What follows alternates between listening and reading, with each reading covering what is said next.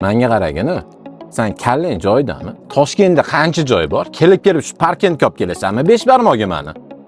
O'zingni bosganda o'rta, oldin bitta mana shu 5 barmoqni yeb ko'rgan. Parkentdan kelib ko'pchilik 5 barmoqni o'rganib ketgan o'rta. Bitta keyin gaplashamiz. Sen ham gapirasan deb bismillah. Ha, nima deyapti? Hali o'rta go'shtlari yosh toyi go'shidan. Men bilasam nimaligini qo'zi kabob deyiladi o'rta. Ha?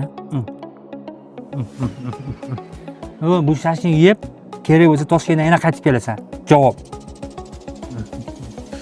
O'rta, men pazini kattaligini qaragin. Buni yeb olib, davleni oshib ketsa keyin nima qilamiz? Birinchidan, o'rta davleni ko'tarilmaydi. Ikkinchidan bu yosh toyi go'shi bo'ladi o'rta. Qo'zi shashnini qaragan. Voy.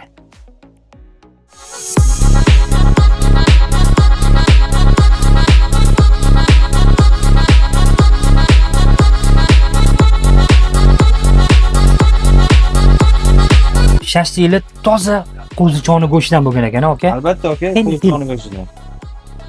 Tikkamasanglar bo'lmaydi o'rtoqlar. Toza o'zimizning mesniy qo'zicholardan bo'lgan, o'zimiz boqqan qo'zilardan. Voy, ketadi-yu. Xullas o'rtoqlar, 5 barmoqni nomeratini kelganmiz. Bemalol xudo xolasa, asl 5 barmoq kelib turib, mazza qilib ovqatlanib ketsanglar. Ha, aytgancha, sizlarga juda ajoyib zo'r yengil aytaman. Ya'ni qanaqa bilasizlarmi o'rtoqlar?